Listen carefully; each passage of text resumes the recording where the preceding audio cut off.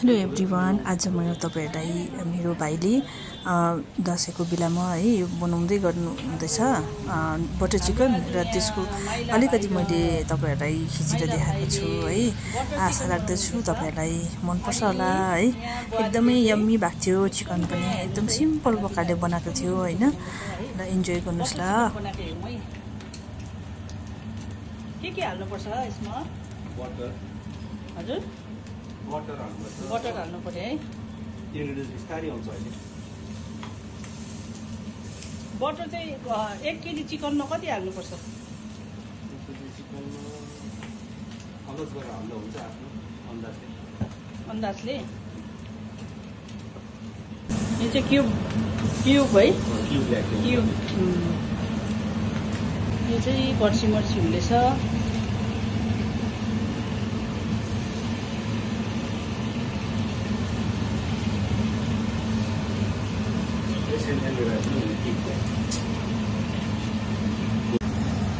यो पेस्ट चाहिँ के यो लगाएको हो? टमाटर र प्याजको। टमाटर र प्याज छ है, सिम्पल।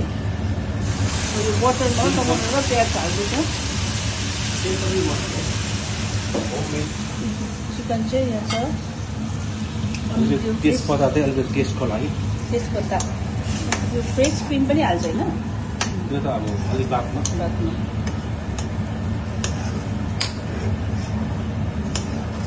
हल्दी चाहियो।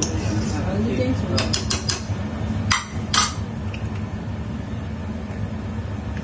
मसलामा चाहिँ के हाल्छ? अलि मसलामा चिकन मसलाहरू युज नगरेको मैले होइन, सिम्पलै बनाएको होममेड। त्यही हो। कतिको एकछिन राख्नुपर्छ है।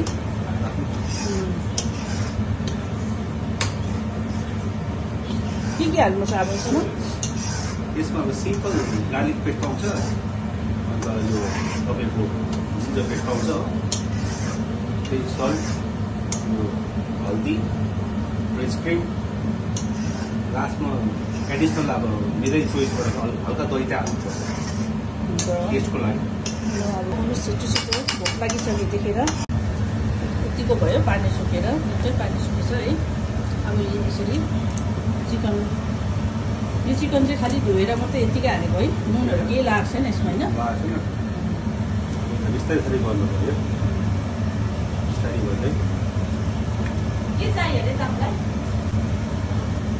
लसुन चाहिँ कहाँ राख्नु भएको छ? अघि तपाईँ त्यसमै पेस्ट गरेको होइन क्या हो? लाइक फ्राट भएछ। चिकनलाई हल्का हल्का सानो आँचमा त्यसलाई भुट्नु पर्यो है मजाले। अलिक टाइम त लिन्छ यसले पनि, इट विल टेक टाइम नि।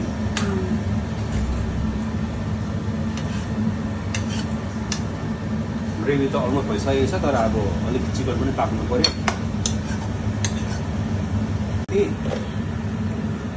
नाले थाप्नु भएको थियो, कम्ती हालिदिनु होइन ना? यति हाल्दा हुन्छ हल्का है। पानी सुकेर यतिको भइसकेको छ है। यसमा यो बटर एड गरेको छुइनँ अहिले मैले होइन, दही एड गरेको छुइनँ, एडिसनल बादमा हुन्छ बादमा। अब त फाइनली फ्रेस क्रिम गयो यहाँनिर है, हल्का आधै छ। अब फ्रेस क्रिम हाल्ने बेला भएको हो। फ्रेस क्रिम गयो हल्का, यहाँ पनि जान्छ फ्रेस क्रिममा चाहिँ।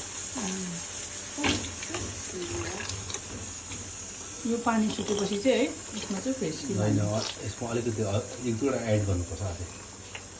आज मैले त्यो गार्लिक पेस्टहरू हालेको छुइनँ नि त।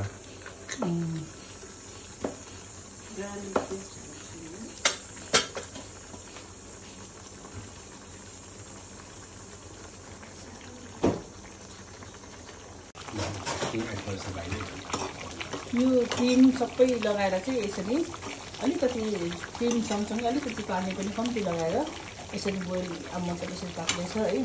अब अलिकति दही पनि एड अब एज यु तपाईहरुले गर्नुभयो भने चाहिँ म त मेरो तरिकाले गरेको हो अलिकति दही चाहिँ एड गर्दैछु यहाँनिर फ्रेस दही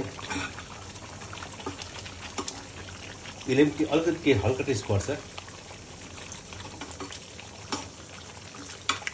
अब के लगाउनुहुन्छ यसमा अब यसमा अलिकति टेस्टको लागि चाहिँ लास्ट त यो के अरे यो हाम्रो कस्तुरी मेथी कसुरी मेथी यसले त झन् टेस्ट निकाल्छ कसुरी मेथी र अन्त अदुवा लसुन हाल्नुपर्ने छ है अब लास्टमा फेरि अलिकति फ्लेभरको लागि अगाडि पिस्दाखेरि पनि अलिकति लगाएको छ नि होइन अदुवा लसुन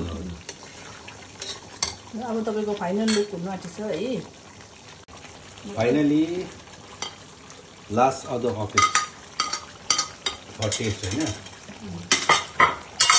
गर्दैछु है अब हार्डली 5 मिनट पाकिहाल्छ आउटकम चाहिँ यतिको भएको छ